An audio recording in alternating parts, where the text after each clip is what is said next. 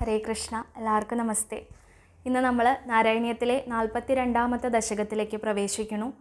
ഭാഗവതത്തിൽ ശകടാസുരവധം എന്ന് പറയുന്ന ആ ഒരു കഥാസന്ദർഭമാണ് ഇവിടെ മേൽപ്പത്തൂര് ഈ ദശകത്തിൽ പ്രതിപാദിക്കുന്നത്. അപ്പോൾ ഈ ദശകവും നമുക്ക് ഭഗവാന്റെ കാൽക്കൽ സമർപ്പിക്കാൻ ഭഗവാനും സജ്ജനങ്ങൾ ഓരോരുത്തരും അനുഗ്രഹിക്കൂ. ആ ഒരു വിശ്വാസത്തോടു കൂടി ആരംഭിക്കുകയാണ്. അഖിലാനപരാധാന്മേ ക്ഷമസ്വ കരുണാനിധേ പ്രസീദ മദ്ഗുരോ നാഥ ജനകായ നമോ നമ. നിൽക്കട്ടെ പെറ്റുനോവിൻ കഥ രുചി കുറയും കാലമേറും ചടപ്പും പൊയ്ക്കോട്ടെ. കൂട്ടിടേണ്ട മലമതിലൊരു കൊല്ലം കിടക്കും കിടപ്പും. നോക്കുമ്പോൾ ഗർഭമാകും വലിയ ചുമടെടുക്കുന്നതിൻ കൂലി പോലും തീർക്കാവല്ലെത്ര യോഗ്യൻ മകനും അതു നിലയ്ക്കുള്ളൊരമ്മേ തൊഴുന്നിൻ. വക്രതുണ്ട മഹാകായ സൂര്യകോട്ടി സമപ്രഭ നിർവിഘ്നം കുരു മേ ദേവ സർവകാര്യേഷു സർവദാ. ഗുരുവര കരുണാലേശമുണ്ടെന്നു വന്നാൽ ഒരുവനും ഒരു കാര്യം സാധ്യമല്ലാതെയുണ്ടോ. പരമതിലൊരു ദൈവം മറ്റെനിക്കില്ല പാർത്താൽ പരമശിവനതാം ആചാര്യനെ കൈ തൊഴുന്നിൻ. ഓം ജനകായ നമ, ഓം ജനയിത്രൈ നമ, ഓം ഗം ഗണപതയേ നമ, ഓം ഗും ഗുരുഭ്യോ നമ.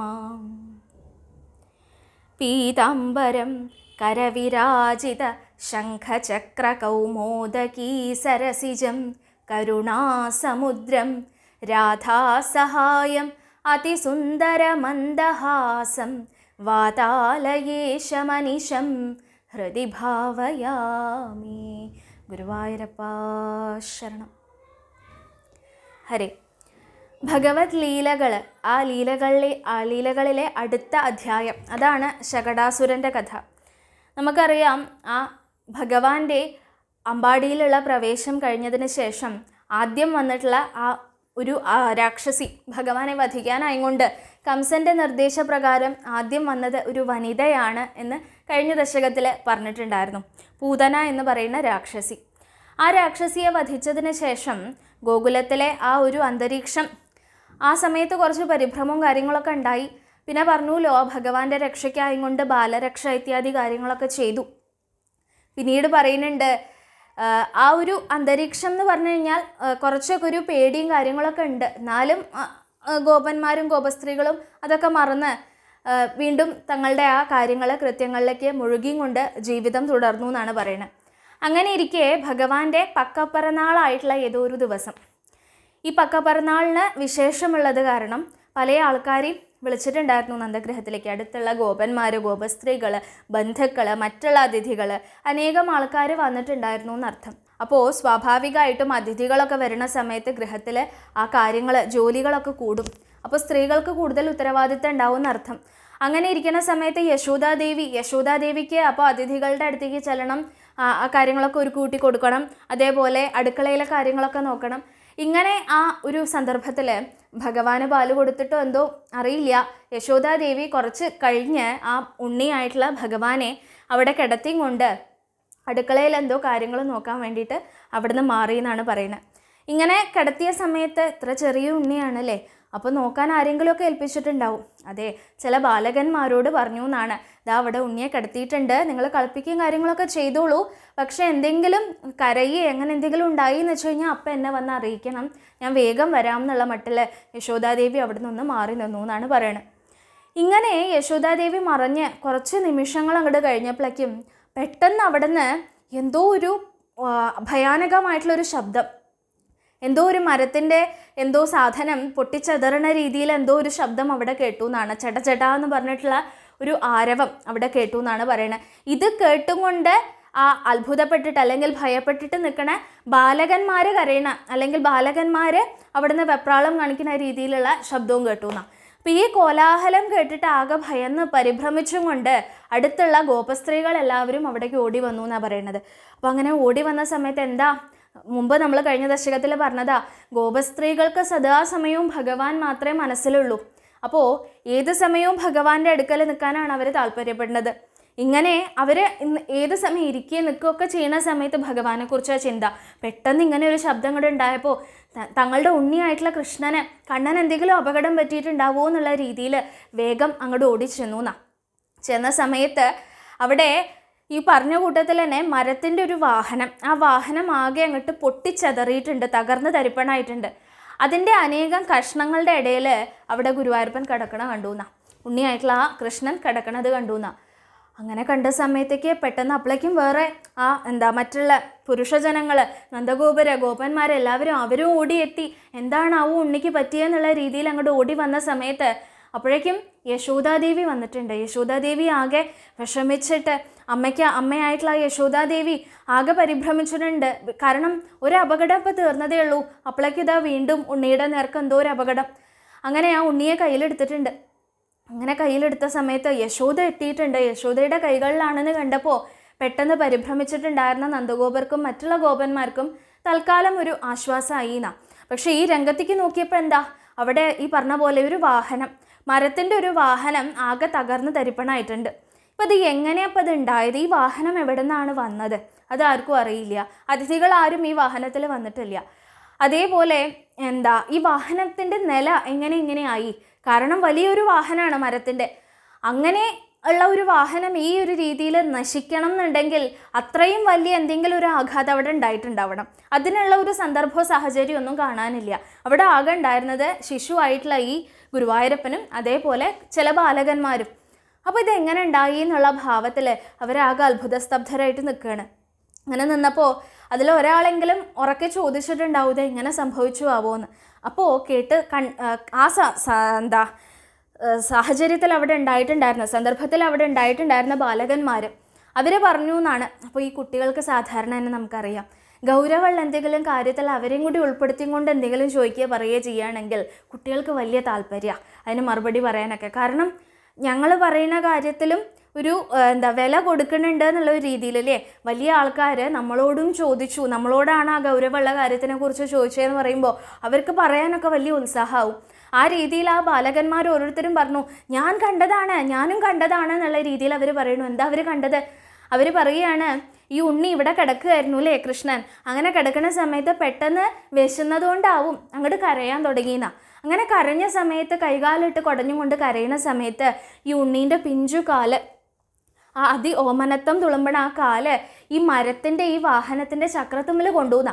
അങ്ങനെ ആ കാല് ആ ചക്രത്തുമ്പിലേക്ക് അങ്ങോട്ട് കൊണ്ടപ്പോഴേക്കും പെട്ടെന്ന് ഈ വാഹനം അങ്ങോട്ട് ആകാശത്തേക്ക് ഉയർന്നു പൊട്ടിച്ചെതറിയും കൊണ്ട് തകർന്ന തരിപ്പണായി എന്നാണ് പറഞ്ഞത്. ഇങ്ങനെ ഞങ്ങൾ ഓരോരുത്തരും അവർ പറയണു ഞാൻ കണ്ടു എന്നുള്ള രീതിയിൽ അവരത് പറഞ്ഞു ഉത്സാഹത്തോടു കൂടി. ഇത് കേട്ട സമയത്ത് സ്വാഭാവികമായിട്ടും ഇങ്ങനെ ഒരു കഥ കേൾക്കുന്ന സമയത്ത് മുതിർന്ന ആൾക്കാർക്ക് എന്താ തോന്നുക, ഈ കുട്ടികളത് ഉണ്ടാക്കി പറയുകയാണോ എന്നുള്ളൊരു ചിന്ത വരൂല്ലേ. പലരും അങ്ങനെ ചിന്തിച്ചു എന്നാ. കാരണം ഭയന്ന് പരിഭ്രമിച്ച് ഈ കുട്ടികൾ എന്തോ ചിന്തിച്ച് പറയുകയാണ്. അല്ലാതെ ഇങ്ങനെയൊരു കഥ ഉണ്ടാവാൻ വളരെ ദുഷ്കരം തന്നെയാണ്. ഈ ഒരു സംഭവം ഉണ്ടായിട്ടുണ്ടാവാൻ സാധ്യത വളരെ കുറവാണെന്ന് ചിലർ അഭിപ്രായപ്പെട്ടു. എന്നാൽ ഭഗവാന്റെ പ്രഭാവം, ഭഗവാന്റെ ആ മാഹാത്മ്യം, ഈ ഉണ്ണിയുടെ ഒരു മാഹാത്മ്യം, എന്തോ ഒരു പ്രത്യേകത ഉള്ള ഉണ്ണി തന്നെയാണ്. കഴിഞ്ഞ ആ ഒരു അവസരത്തിൽ പൂതനാമോക്ഷം എന്നുള്ള ആ അവസരത്തിൽ കണ്ടിട്ടുള്ള ആൾക്കാർ ചിലർ അവിടെ ഉണ്ടായിരുന്നു. അവർക്ക് തോന്നിയെന്ന ഒരു പക്ഷേ ഇവർ പറയുന്നതിൽ കാര്യം ഉണ്ടാവുമോ എന്നുള്ള രീതിയിൽ അവർക്ക് തോന്നിയെന്നും പറയുന്നു. അപ്പോൾ രണ്ടർത്ഥത്തിൽ അവിടെ ആൾക്കാർ ചിന്തിച്ചു എന്നർത്ഥം. നമുക്കും നമ്മുടെ ജീവിതത്തിൽ കാണാൻ സാധിക്കില്ലേ, ചില സമയത്ത് വലിയ എന്തെങ്കിലും ഒരു അപകടം അത് നമ്മുടെ അടുത്തു കൂടെ അങ്ങോട്ട് പോയിട്ടുണ്ടാവും, നമ്മൾ ജസ്റ്റ് അങ്ങോട്ട് രക്ഷപ്പെട്ടു എന്നുള്ള ഭാവം. അപ്പോൾ ഭക്തന്മാരെന്താ ചിന്തിക്കുക, ഭഗവാന്റെ കാരുണ്യം കൊണ്ട് എനിക്ക് അപകടമൊന്നും ഉണ്ടായില്ല അല്ലേ, ഭഗവാൻ ആ സമയത്ത് എൻ്റെ രക്ഷയ്ക്കായതുകൊണ്ട് വേണ്ട രീതിയിൽ ഭഗവാൻ എന്നെ രക്ഷിച്ചു എന്നുള്ള രീതിയിലാണ് ചിന്തിക്കുക ഭക്തന്മാരല്ലാത്തവരെങ്ങനെയാണ് ചിന്തിക്കുക, അതെൻ്റെ കേമത്തം, എൻ്റെ ആ ഒരു മാഹാത്മ്യം കൊണ്ട് എനിക്ക് അപകടമൊന്നും ഉണ്ടായില്ല എന്നുള്ള രീതിയിൽ ഭഗവാന്റെ ആ ഒരു സഹായം അല്ലെങ്കിൽ കാരുണ്യം കൊണ്ടാണ് അത് സംഭവിച്ചത് എന്ന് ചിന്തിക്കില്ല എന്നർത്ഥം. അപ്പോൾ രണ്ട് രീതിയിലും ഇവിടെ കാണാമെന്ന് നമുക്ക് മനസ്സിലാക്കാം. എന്തായാലും അതിനുശേഷം പറയുന്നു ഗോപന്മാർ ഇങ്ങനെയൊക്കെ ചിന്തിച്ചു എന്നുണ്ടെങ്കിൽ ഗോപസ്ത്രീകൾ അങ്ങനെയല്ല ചിന്തിച്ചത്. ഈ കഥ കേട്ടപ്പോൾ ഈ ഉണ്ണികൾ ഇങ്ങനെ പറഞ്ഞ സമയത്ത് ഗോപസ്ത്രീകൾക്ക് എന്താ ആ മാതൃവാത്സല്യമാണ് ആദ്യം. അപ്പോൾ അവരെന്താ ചിന്തിച്ചത്, അയ്യോ ആ ഉണ്ണിയുടെ കാല ആ ചക്രത്തുമ്മ കൊണ്ടു എന്നൊക്കെ പറഞ്ഞാൽ നീ വല്ല മുറിവോ ചതവോ എന്തെങ്കിലും ഉണ്ടായിട്ടുണ്ടാവോ എന്ന് വിചാരിച്ചിട്ട് ആ ഉണ്ണിയെ എടുത്തിട്ട് ആ കാലൊക്കെ നല്ലോണം തലോടി കൊടുത്തു എന്നാണ് പറയുന്നത്. അപ്പോൾ നോക്കൂ, രണ്ട് അർത്ഥത്തിൽ അവിടെ കാണാം. സ്ത്രീ സഹജമായിട്ടുള്ള ആ ഒരു ഭാവത്തോടു കൂടി അവർക്കാണ് കൂടുതൽ ഭാഗ്യം. കാരണം ഭഗവാന്റെ കാല് പിടിക്കാൻ അവർക്കാ സാധിച്ചത്. എന്നാൽ പുരുഷന്മാർ തെറ്റെന്നല്ല പറഞ്ഞത്. അവരവരുടെ ചിന്താരീതിയിൽ വെച്ച് ആ ലോജിക്കൊക്കെ ചിന്തിച്ച് എങ്ങനെയാണ് ആ വാഹനം ഇപ്പോൾ അവിടെ വന്നിട്ടുണ്ടാവുക, എങ്ങനെയാണത് നശിച്ചത് എന്നൊക്കെയുള്ള രീതിയിൽ അങ്ങനെയാണ് അവർ ചിന്തിക്കുന്നത്.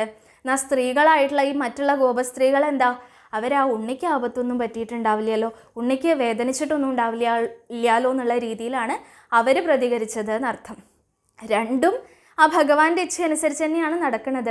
എന്നാലും ആ രണ്ട് വ്യത്യാസമുള്ള ചിന്തയിൽ ആർക്കാണ് ഭാഗ്യം കൂടുതൽ എന്നും കൂടി എടുത്തു കാണിക്കുന്നു. അതായത് ഗോപസ്ത്രീകൾക്കാണ് അപ്പോഴും ഭഗവാനെ താലോലിക്കാനും ആ കാല് തൊട്ട് വന്ദിക്കാനും ഒക്കെ സാധിച്ചത് എന്നർത്ഥം. പിന്നെ പറയുന്നുണ്ട് നന്ദഗോപരുടെ വിഷമാണ് പിന്നെ മേൽപ്പത്തൂർ പറയുന്നത്. പൂതനാമോക്ഷം കഴിഞ്ഞ സമയത്ത് തന്നെ വളരെയധികം വിഷമമായിട്ടുണ്ട് അദ്ദേഹത്തിന്. കാരണം ഒന്നാമത് അദ്ദേഹം ഇവിടെ ഉണ്ടായിരുന്നില്ല. പോരാത്തതിന് ഇത്രയും വലിയൊരു അപകടം ആ ഉണ്ണിക്ക് വന്നു ചേർന്നു. എന്നാലും അന്നും അതെ ഇന്നും അതെ എന്തോ ഭാഗ്യം കൊണ്ട് ഇവിടെ പറയുന്നുണ്ട് ആ ജഗദീശ്വരൻ്റെ ഒരു കൃപ കൊണ്ട് എൻ്റെ ഉണ്ണിക്ക് അപകടമൊന്നും പറ്റിയില്ല. എന്തായാലും അങ്ങനെയുള്ള എൻ്റെ ആ ഉണ്ണിയെ ഇങ്ങോട്ട് തരൂ യശോദേ, ഞാനൊന്ന് ഓമനിക്കട്ടെ എന്നുള്ള രീതിയിൽ യശോദയുടെ കയ്യിൽ നിന്ന് പിടിച്ചു വാങ്ങണു. എന്നിട്ട് വീണ്ടും വീണ്ടും കെട്ടിപ്പിടിക്കുകയാണ്. പുണർന്നും കൊണ്ട് ആ കണ്ണിൽ നിന്ന് ധാരധാരയായിട്ട് അശ്രു ഒഴുകുന്നുണ്ട് അദ്ദേഹത്തിൻ്റെ ആ സന്തോഷാശ്രു. അദ്ദേഹത്തിൻ്റെ ആ സ്നേഹം ഈ ഒരു സന്ദർഭത്തിൽ നമുക്ക് കാണാം. നന്ദഗോപരുടെ സ്നേഹം അല്ലെങ്കിൽ വാത്സല്യം വളരെ ദുർലഭമായിട്ടേ കാണാൻ സാധിക്കുകയുള്ളൂ അല്ലേ. യശോദയുടെ നമ്മൾ പല സന്ദർഭത്തിലും എടുത്തെടുത്ത് കാണിക്കും. യശോദയുടെ ഭാഗ്യത്തിനെ കുറിച്ച് നമ്മൾ പറയും അല്ലേ. പക്ഷെ നന്ദഗോപരുടെ ഈ ഒരു വികാരം അധികം സ്ഥലങ്ങളിലൊന്നും കാണില്ല. അങ്ങനെ കാണാൻ കിട്ടുന്ന ഒരു സന്ദർഭമാണിത്. എന്തായാലും ആ അച്ഛൻ വളരെയധികം അദ്ദേഹത്തിന് വിഷമം ഉണ്ടായിട്ടുണ്ടെന്ന് നമുക്കറിയാം. എന്നാലും ആ ഉണ്ണിക്ക് അപകടമൊന്നും പറ്റിയില്ല എന്നുള്ളൊരു സമാധാനമുണ്ട്. പിന്നെയാണ് പറയുന്നത് ആരാണ് ഈ വന്നത്, ഈ എന്താണ് ശരിക്കും അവിടെ നടന്നത് എന്നുള്ള ഒരു അർത്ഥത്തിൽ പിന്നെ പറയണു. ശകടൻ എന്ന് പറയുന്ന അസുരൻ, ആ കംസൻ്റെ ഭൃത്യനായിട്ടുള്ള അദ്ദേഹം പൂതന തിരിച്ചു വന്നില്ല. പൂതനെ അയച്ചതിന് അനേകം ദിവസങ്ങൾ കഴിഞ്ഞിട്ടും പൂതന തിരിച്ചു വന്നില്ല. പിന്നീട് പറയണ കേട്ടു പൂതന ചത്തു എന്ന് പറയണ കേട്ടു. അപ്പോൾ കംസനാകെ പരിഭ്രമിച്ചിരിക്കുമ്പോഴാണ് അടുത്ത ആൾ വന്ന് പറയണത് ഞാൻ കൊന്നുതരാം അങ്ങയുടെ കാലനേന്ന്. അങ്ങനെ ശകടത്തിൻ്റെ രൂപത്തിൽ, ഒരു വാഹനത്തിൻ്റെ രൂപത്തിൽ വന്നിട്ട് ഭഗവാനെ വധിക്കാൻ ശ്രമിക്കുന്ന ആളാണ് ശകടാസുരൻ. ഇങ്ങനെ വന്ന സമയത്ത് ശകടാസുരൻ ആ ഭഗവാന്റെ നേർക്ക് പാഞ്ഞു വന്നപ്പോൾ ഈ പറഞ്ഞ കൂട്ടത്തിൽ ഭഗവാൻ കയ്യും കാലും ഇട്ട് അടിക്കുന്ന രീതിയിൽ അവിടെ അഭിനയിച്ചു എന്നാണ് നമ്മൾ മനസ്സിലാക്കേണ്ടത്. കാരണം മറ്റുള്ള ബാലകന്മാർ കാണുമ്പോൾ അങ്ങനെ തോന്നാൻ പാടുള്ളൂ. അങ്ങനെ ഭഗവാൻ ആ കാലെടുത്ത് ഭഗവാന്റെ പെരുവിരൽ ആ ചക്രത്തിൻ്റെ മുകളിൽ അങ്ങോട്ട് കൊണ്ടപ്പോഴേക്കും ഭഗവാന്റെ മാഹാത്മ്യം കൊണ്ട് അവിടെ ആ വാഹനം മുമ്പ് പറഞ്ഞ പോലെ തകർന്ന് തരിപ്പണായി നശിച്ചിരിക്കണം. പക്ഷേ ഈ ഒരു അസുരനാണ് ഇങ്ങനെ വന്നിട്ടുള്ളതെന്ന് വെച്ച് കഴിഞ്ഞാൽ കഴിഞ്ഞ ദശകം പറയുമ്പോൾ എന്താ പറഞ്ഞത്, പൂതന ചത്ത് വീണപ്പോൾ പൂതനയുടെ ദേഹം എടുത്തുകൊണ്ടേ ദഹിപ്പിച്ചു, അപ്പോൾ അതൊന്നും സുഗന്ധം ഉണ്ടായി എന്നൊക്കെ പറഞ്ഞു. അപ്പോൾ ഇങ്ങനെ വധം നടന്നിട്ടുണ്ടെങ്കിൽ അവിടെ ആ ശരീരം വേണ്ടേ, ശവം വേണ്ടേ. എന്നാൽ ഇവിടെ പറയണു ഇവിടെ ശരീരം പോലും ബാക്കിയുണ്ടായില്ല, ദേഹം വിനാ വൈകുണ്ഠത്തിലേക്ക് പ്രവേശിച്ചു എന്നാണ് പറയുന്നത്. ആ ഭഗവാന്റെ മാഹാത്മ്യം കൊണ്ട് ആ അസുരന് ഭഗവാന്റെ കാലിൻ്റെ സ്പർശമാണ്, പാദസ്പർശമാണ് കിട്ടിയത്. അതിൻ്റെ മാഹാത്മ്യമാണ് കാണിക്കുന്നത്. പിന്നെ ശരീരം പോലും ബാക്കിയുണ്ടായില്ല, അദ്ദേഹം ആകമാനം ആ ഭഗവാനിലേക്ക് അങ്ങോട്ട് ലയിച്ചു കഴിഞ്ഞു എന്നാണ് പറയുന്നത്. അങ്ങനെ പിന്നെ വീണ്ടും പറയണു ആ മുമ്പ് പറഞ്ഞ പോലെ ബാലരക്ഷ ഇത്യാദി കാര്യങ്ങൾ ചെയ്ത കൂട്ടത്തിൽ തന്നെ ഇപ്പോൾ അനേകം ബ്രാഹ്മണരെയൊക്കെ വിളിച്ചു വരുത്തി പൂജകളൊക്കെ ചെയ്തു. ഈ ഉണ്ണിക്ക് ഇനി അപകടമൊന്നും ഉണ്ടാവരുത് എന്നുള്ള മട്ടിൽ വേണ്ട വിധം അവരൊക്കെ അനുഗ്രഹിച്ചു. അങ്ങനെ അനുഗ്രഹിച്ചതിന് ശേഷം ഇവിടെ പറയണു ഈ രീതിയിൽ അനേകം ലീലകൾ ആടിയും ആ ഗോകുലത്തിലുള്ള സകലരെയും ആനന്ദിപ്പിച്ചുകൊണ്ട് കഴിയണ ഹേ ഗുരുവായൂരപ്പ, കഴിഞ്ഞിരുന്ന ഹേ ഗുരുവായൂരപ്പ അടിയൻ്റെ രോഗം മാറ്റിത്തരണേ എന്ന് പ്രാർത്ഥിച്ചും കൊണ്ടാണ് മേൽപ്പത്തൂർ ഈ ദശകം സമർപ്പിക്കുന്നത്. ഇപ്പോൾ വാഹന സംബന്ധമായിട്ടുള്ള അപകടങ്ങൾ അല്ലേ, നമുക്ക് എല്ലാവർക്കും പേടി തോന്നണം അല്ലെങ്കിൽ ഭയം ഉളവാക്കുന്ന ഒരു കാര്യമാണത്. അപ്പോൾ നമ്മൾ വാഹനം ഓടിക്കുന്ന ആൾക്കാരാവാം, ഓടിക്കാത്ത ആൾക്കാരാവാം. പക്ഷെ നമ്മൾ പുറത്തിറങ്ങുന്ന സമയത്ത് വാഹന സംബന്ധമായിട്ടുള്ള അപകടങ്ങളൊക്കെ വരാൻ വളരെയധികം സാധ്യത കൂടിയ ഒരു സമയമാണ്. അപ്പോൾ മനസ്സിലാക്കുക, നമുക്ക് ഈ ഭാഗവതത്തിൽ ഏത് തരത്തിലുള്ള അപകടത്തിൻ്റെയും ഒരു സൂചന നമുക്ക് കാണാൻ സാധിക്കും. എത്ര വലിയ അപകടം വന്നാലും ഭഗവാൻ കൂടെ ഉണ്ടെങ്കിൽ ഒന്നുമല്ല എന്നുള്ള ഒരു സൂചന നമുക്ക് കാണാൻ സാധിക്കും. ആദ്യം പൂതനയുടെ ഉദാഹരണത്തിൽ എന്താ പറഞ്ഞത്, വിഷസംബന്ധമായിട്ടുള്ള അപകടങ്ങൾ അതൊന്നും ഭഗവാന്റെ മുന്നിൽ നിലനിൽക്കില്ല. അങ്ങനെയുള്ള ഭയം നിങ്ങൾക്കുണ്ടെങ്കിൽ ആ പൂതനാമോക്ഷം കഥ ഓർത്താൽ മതി, സ്മരിച്ചാൽ മതി. അന്ന് പൂതനയെ വധിച്ച ഭഗവാനെ സ്മരിച്ചാൽ മതി, ഭഗവാനെ വന്ദിച്ചാൽ മതി, അപ്പോൾ നമുക്ക് രക്ഷ കിട്ടും. ഇവിടെ ഇതാ പറയണു, വാഹനമായിട്ടാണ് ശകടാസുരൻ വന്നത്.